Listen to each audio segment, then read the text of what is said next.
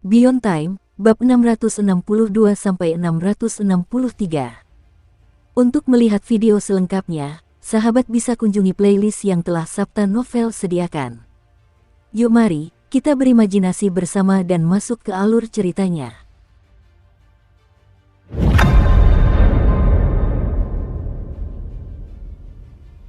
Setelah sekitar 15 menit, kepala aula keempat meninggalkan apotek. Saat ia keluar, ia menoleh dan menatap apoteker itu dengan kilatan aneh di matanya. Saat memasuki apotek dan bertemu dengan ahli waris, ia tetap menjaga rasa hormat dan tata krama selama percakapan berlangsung. Meskipun mereka tidak banyak berbicara, ia mengungkapkan keinginannya untuk mengikuti perintah ahli waris.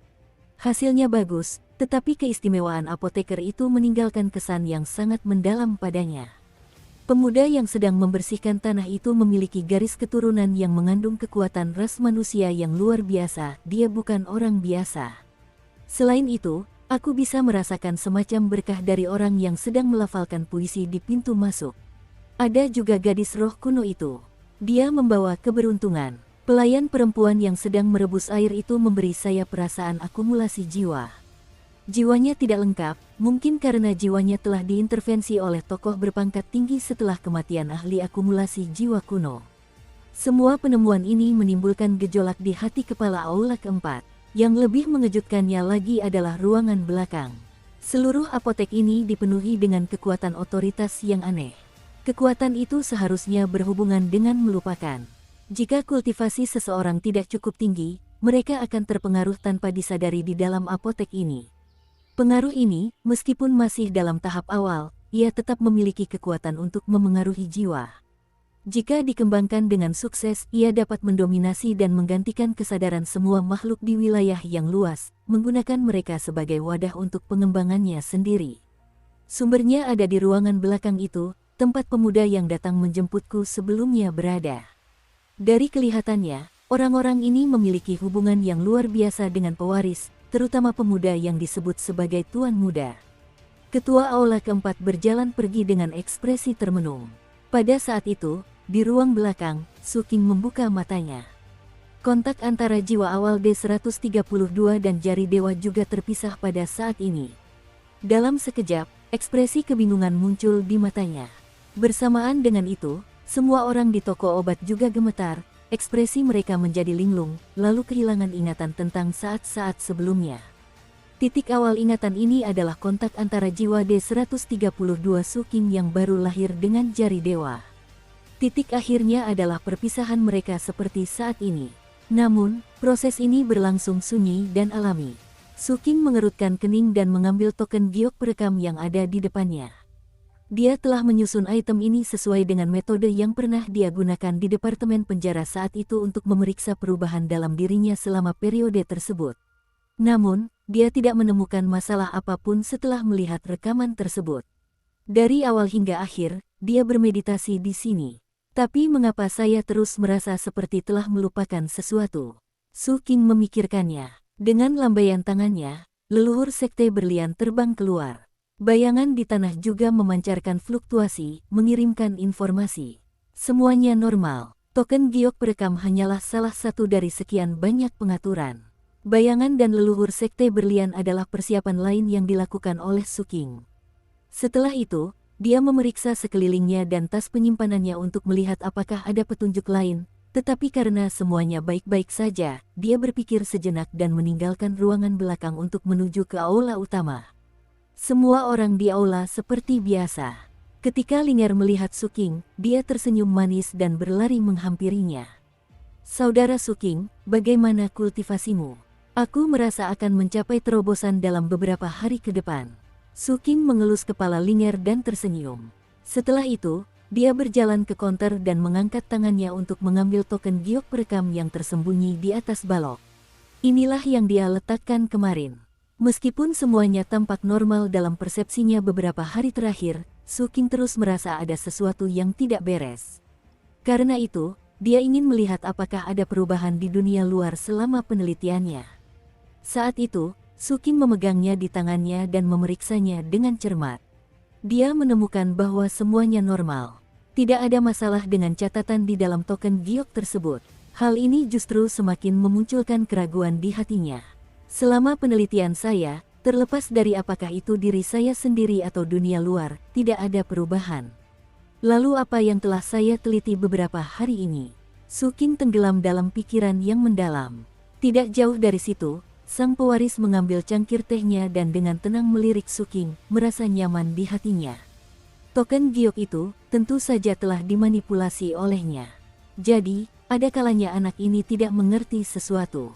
Haha, seru juga kalau dilihat. Namun, pemahaman anak ini sungguh menakjubkan. Jika dia lupa, maka semuanya harus dilupakan. Ranah kelupaan ini benar-benar mendominasi.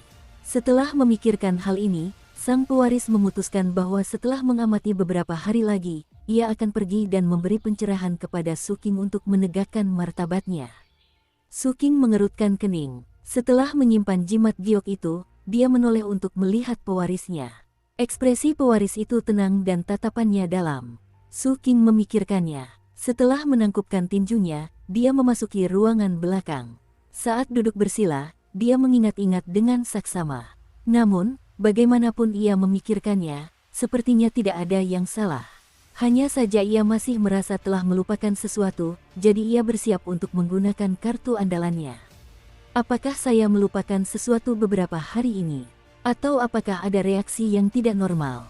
Su Qing menyebarkan indera ilahinya dan mengirimkannya ke jari Dewa D132. Jari sang dewa berpura-pura tertidur dan mengabaikannya. Namun, perilaku ini tetap membuat Su Qing merasakan beberapa petunjuk. Perjanjian.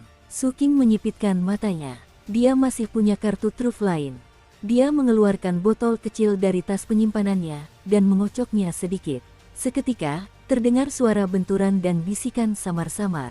Merasa aktivitas di dalam botol masih berlangsung baik, Su Qing membukanya. Dengan tangan kirinya, ia menangkap sesuatu di udara. Tiba-tiba, sebuah bola cahaya terbang keluar, dengan cepat membesar di depannya hingga mencapai ukuran sekitar 5 kaki, sebelum Su Qing menahannya. Ini adalah otak yang berbentuk seperti pohon. Itu adalah pohon otak yang telah ditangkap Su Qing dari dunia kekosongan besar sebelum dia meninggalkan Kabupaten Fenghai. Saat itu, dia telah menangkap beberapa di antaranya. Sekarang, dia mengeluarkan satu dan menatapnya dengan dingin. Pohon otak ini bergetar. Jelas sekali ia memiliki kesan mendalam tentang Su Qing dan dipenuhi rasa takut. Ia dengan cepat berguncang dan mengeluarkan suara. Tidak lapar, tidak akan makan, tidak ingin makan, saya orang yang cerdas, tidak akan memakan orang yang cerdas.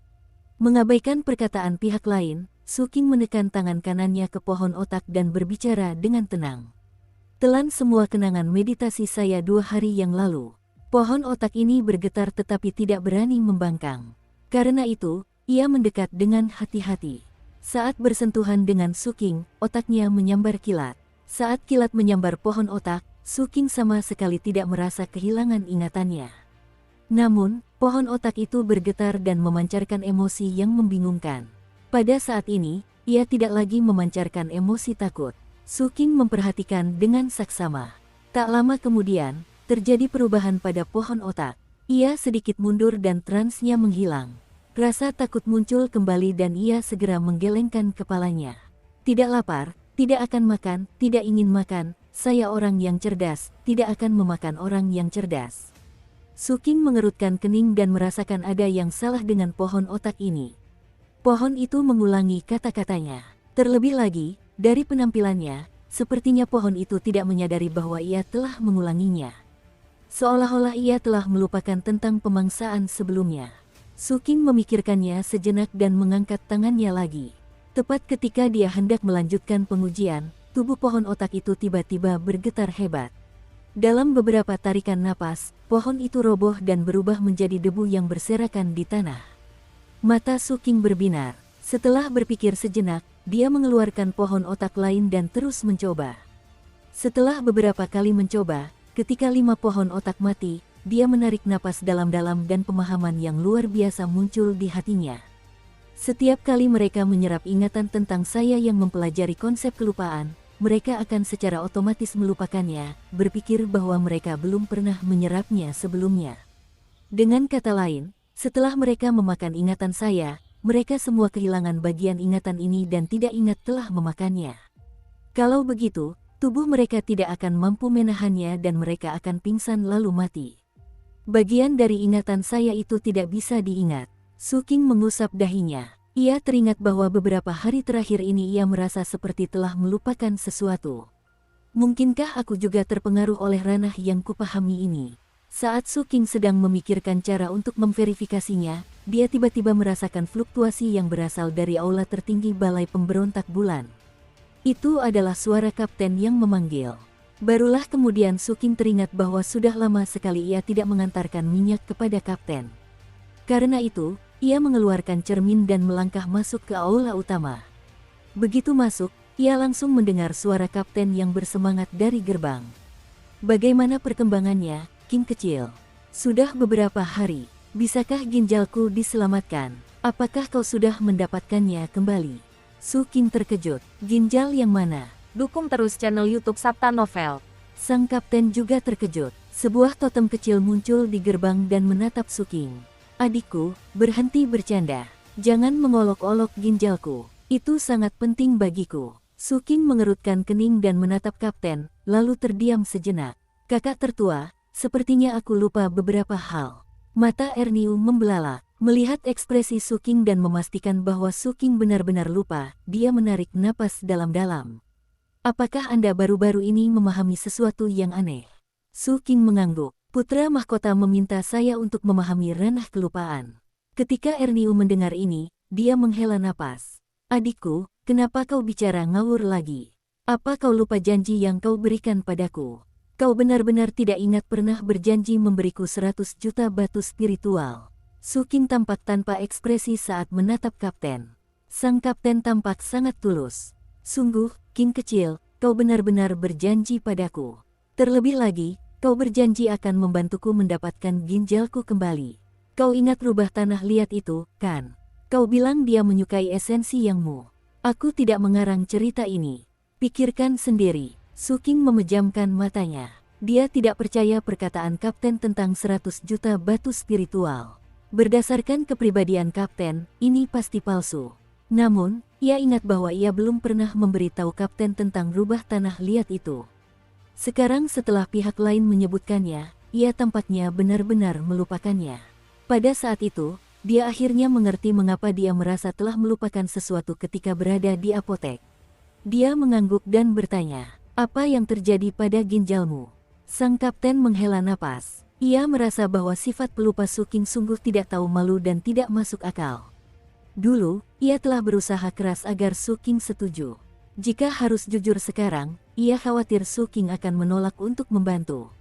Oleh karena itu, dia hanya bisa mengingat kesedihan dan kecemasan yang dirasakannya saat itu dan mengulangi apa yang telah dikatakannya beserta ungkapan yang tepat.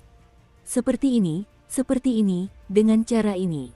Setelah Su Qing selesai mendengarnya, dia hendak menolak ketika sang kapten menghela napas lagi dan berpikir dalam hati bahwa itu sama seperti sebelumnya. Karena itu, dia menggunakan alasan yang sama seperti yang dia gunakan sebelumnya. Setelah mengatakan semuanya, dia merasa sangat lelah dan menatap Su Qing dengan penuh harap. Su Qing ragu-ragu. Akhirnya, dia mengangguk dan berbalik untuk pergi. Melihat Su Qing hendak pergi, sang kapten sedikit khawatir dan berteriak. Kembali dan bantu aku mencari ginjalku dulu. Adikku, jangan terus bertele-tele. Aku benar-benar tidak ingin mengulangi percakapan ini lagi saat kita bertemu lagi, terlalu melelahkan untuk mengulanginya lagi dan lagi. Su Qing kembali. Dia berdiri di ruang belakang dan merenung sejenak sebelum menghela napas. Aku akan mencarinya. Setelah itu, tubuh Su Qing terhuyung dan dia menghilang dari toko obat. Dia tidak memberitahu Linger tentang kepergiannya. Angin gurun datang dari langit, seolah-olah sebuah lubang besar telah terbuka di langit. Badai pasir yang tak berujung menyapu setiap inci gurun. Awan itu menutupi langit, menyelimuti segalanya dalam kabut.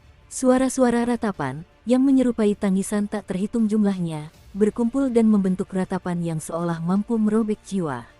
Jika orang biasa yang bukan penduduk asli tempat ini berada di sini, jiwa mereka pasti akan berjuang untuk bertahan terlalu lama. Bahkan para kultivator pun menghadapi tantangan yang sama. Hanya mereka yang berasal dari gurun yang dapat tetap tidak terpengaruh. Saat itu, Suking sedang berjalan di padang pasir. Ekspresinya tenang. Ia mengenakan topi tinggi dan ada matahari buatan kuno yang diikatkan di pinggangnya. Langkah kakinya santai. Meskipun pasirnya lembut, dia berjalan di atasnya seolah-olah sedang berjalan di tanah datar, dan tidak ada bekas lekukan. Dia sudah bisa mengendalikan kekuatan setiap langkah tubuhnya dengan sempurna. Karena kesepakatan itu, angin di sini sama sekali tidak menghalanginya. Begitu saja, beberapa hari kemudian, Suking tiba di tepi gurun. Sambil berdiri di sana, dia menoleh dan memandang ke arah gurun di belakangnya. Tanpa kusadari, aku sudah berada di sini selama lebih dari setahun. Suking bergumam pada dirinya sendiri. Kali ini, dia hanya memberitahu pewaris sebelum berangkat. Dia tidak mengatakan apapun kepada yang lain. Adapun Linger, Suking merasa lebih baik tidak mengatakan apapun agar dia tidak khawatir. Rubah tanah liat. Mengingat kembali kejadian saat itu, Suking sedikit mengerutkan kening. Dia terdiam sejenak sebelum melangkah keluar dari padang pasir. Dia menuju ke lembah aneh yang telah dilewatinya dalam perjalanan ke Sungai Yin Pengorbanan. 3 hari berlalu begitu cepat. Pada malam ketiga, di bawah langit berbintang, Suking yang melaju kencang melihat lembah di kejauhan. Jika dilihat dari langit, sebenarnya itu adalah ngarai yang membentang dari timur ke barat. Banyak retakan terdapat di dekat ujung barat, membentuk lembah-lembah kecil yang berurutan. Namun, pada kenyataannya, panjang sebenarnya dari ngarai ini tidak diketahui. Ngarai ini membentang ke arah timur menjadi rangkaian pegunungan hitam yang berkesinambungan, sehingga sulit untuk melihat kedalamannya secara sekilas. Adapun nama pegunungan ini, karena populasi yang jarang di daerah ini, tidak ada nama resmi. Suking mengamati hal yang sama ketika melihat peta. Pada saat itu, langit berwarna merah gelap dan cahaya merah darah memercik ke bawah. Ngarai itu tampak seperti jurang berwarna darah. Suking waspada dan mendarat dengan hati-hati. Dia berjalan ke lembah tempat dia beristirahat hari itu dan berdiri di sana, menatap ke kedalaman sambil menunggu dalam diam. Suasana di sekitarnya sunyi. Hanya angin yang berhembus melalui ngarai dan rumput di tanah yang bergoyang, membuat rambut Suking bergetar. Kemudian, rasa dingin itu meresap ke kulitnya dan ke seluruh tubuhnya. Lambat laun, hal itu membentuk perasaan yang menyeramkan. Suking tetap tenang dan terus menunggu. Menurut penilaiannya dan penilaian kapten, rubah tanah liat ini luar biasa. Oleh karena itu, pihak lain pasti akan dapat merasakan kedatangannya, terutama karena pihak lain juga mengatakan saat itu bahwa Suking bisa datang kapan saja. Suking tidak perlu menunggu lama. Hanya dalam waktu sekitar 10 menit, suara samar gong dan gendang terdengar dari kejauhan. Terdengar juga suara suona yang tajam, menerobos angin dan mengguncang malam. Suara itu semakin keras. Suking menatap ke kedalaman ngarai. Dia melihat sekelompok sosok bergoyang-goyang di dunia yang dipenuhi kabut. Ada lebih dari 100 buah, dan semuanya adalah patung tanah liat. Mereka membawa sebuah kuil batu. Kemanapun mereka lewat, kabut akan mengikuti. Angin dingin di sekitarnya menjadi semakin kencang. Saat angin menyapu lembah, gulma dan dedaunan beterbangan ke udara. Suking hanya melihat beberapa saat, dan patung-patung tanah liat yang membawa kuil di kejauhan tampak melesat menembus ruang angkasa. Setelah beberapa kedipan, mereka muncul di depan Suking. Mereka berhenti di depannya. Saat patung-patung tanah liat itu berhenti di tempatnya, suara gong, drum, dan suona juga berhenti serempak. Semua patung tanah liat itu serentak menoleh di tengah kabut yang menyebar dan angin dingin, lalu memandang Suking. Puluhan patung yang membawa kuil itu bahkan berjongkok dan membawa kuil itu kepada Suking, mengundangnya masuk. Suking tampak tanpa ekspresi saat menatap patung-patung tanah liat di depannya. Pandangannya kemudian tertuju pada kuil yang mereka bawa. Di sana tidak ada patung rubah dari tanah liat, hanya kasur batu.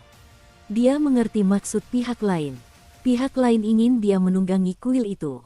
Setelah berpikir sejenak, Suking melirik ke langit sebelum melangkah masuk ke dalam kuil. Segala sesuatu di dalam kuil ini terbuat dari tanah liat, tetapi warnanya jauh lebih cerah. Terdapat juga berbagai macam gambar di bagian dalam kuil. Gambar-gambar ini memiliki bentuk yang berbeda, tetapi yang digambarkan adalah pemujaan dari berbagai ras. Yang dipuja oleh ras-ras tersebut adalah totem bintang heksagonal. Bintang ini memancarkan aura kuno dan sakral, seolah-olah ia adalah dewa. Su King mengamati dengan saksama. Pada akhirnya, pandangannya tertuju pada mural di depannya. Ada totem rubah di dalam bentuk heksagon itu. Su King tetap diam. Dia sudah memikirkannya dalam perjalanan ke sini. Karena dia sudah di sini, dia bisa saja menerima apa adanya.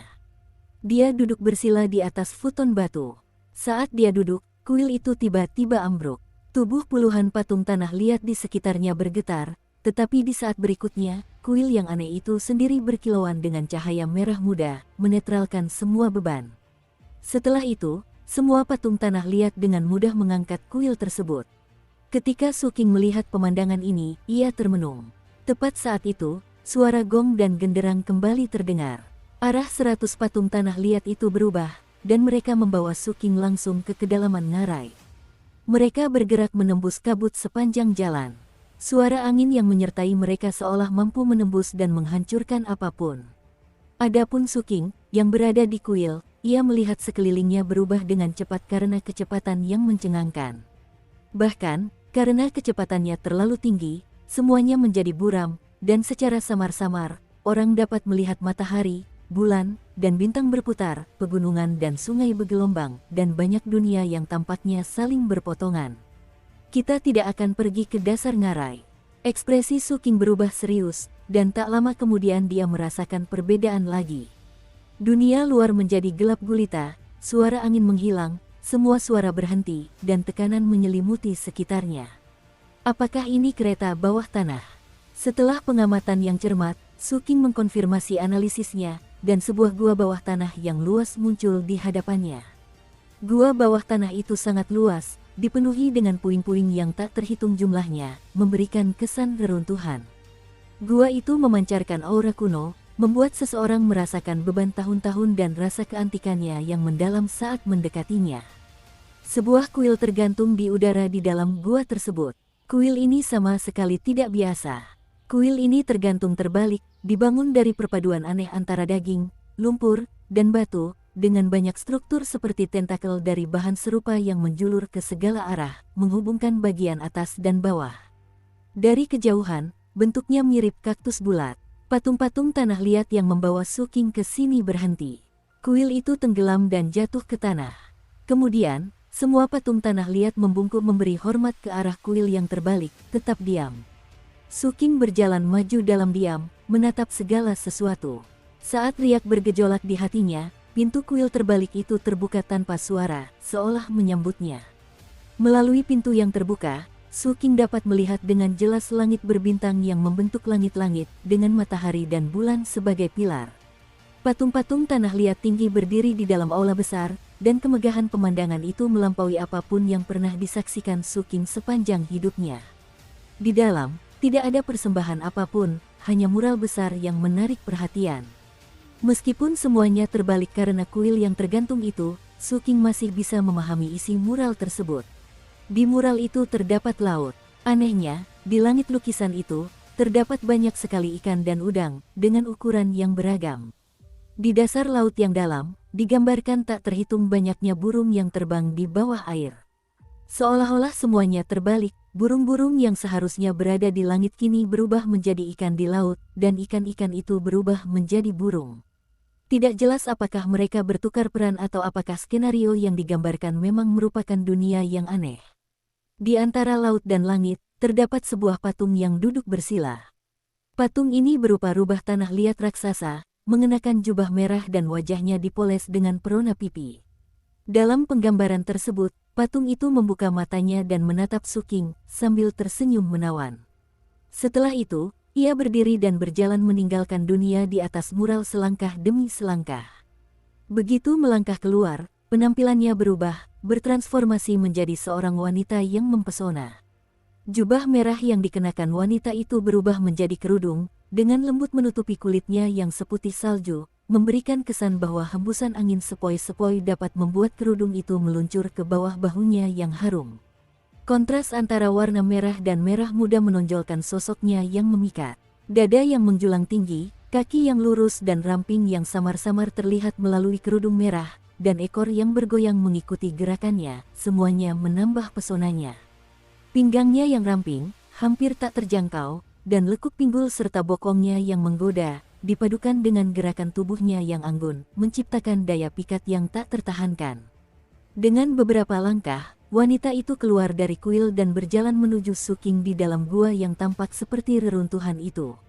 Dari kejauhan, pemandangan ini secara mengejutkan memancarkan keindahan, tanah yang bergelombang, reruntuhan yang sunyi, gua yang gelap gulita, kuil yang tergantung, dan banyak patung tanah liat yang sedang beribadah di sekitarnya. Semua ini menyebabkan wanita yang sedang berjalan mendekat menjadi satu-satunya cahaya yang menyilaukan di tempat ini. Begitu saja, dia berjalan selangkah demi selangkah menuju Suking. Angin harum menerpa wajahnya dan kegelisahan yang tak terkendali muncul di tubuh Suking, berubah menjadi gelombang panas yang mengamuk tak terkendali di tubuhnya. Rasanya seperti banyak binatang buas yang ganas ingin meletus di dalam tubuhnya. Napas Suking terengah-engah. Meskipun dia pernah mengalami pemandangan seperti itu sebelumnya, kali ini berbeda. Namun, dia tahu bahwa ini adalah pengaruh dari level. Pasti karena levelnya. Tekad Suking teguh. Dia menarik napas dalam-dalam dan mundur beberapa langkah sebelum membungkuk. Salam, senior. Kaki rubah tanah liat yang seperti giok itu berhenti sejenak. Rambut dan kerudung merah di tubuhnya terangkat oleh angin dan berkibar di depan Suking. Pada saat itu, riuhnya tatapan mata Phoenix-nya yang jernih bukanlah kelembutan, melainkan lautan api yang ganas, menyebabkan seluruh tubuhnya memancarkan panas. Dia menatap langsung ke arah Suking, tak mampu menahan diri untuk menjilat bibirnya yang basah dan merah. Suaranya, lembut dan halus, bergema ke segala arah. Tuan muda, sudah lama tidak bertemu.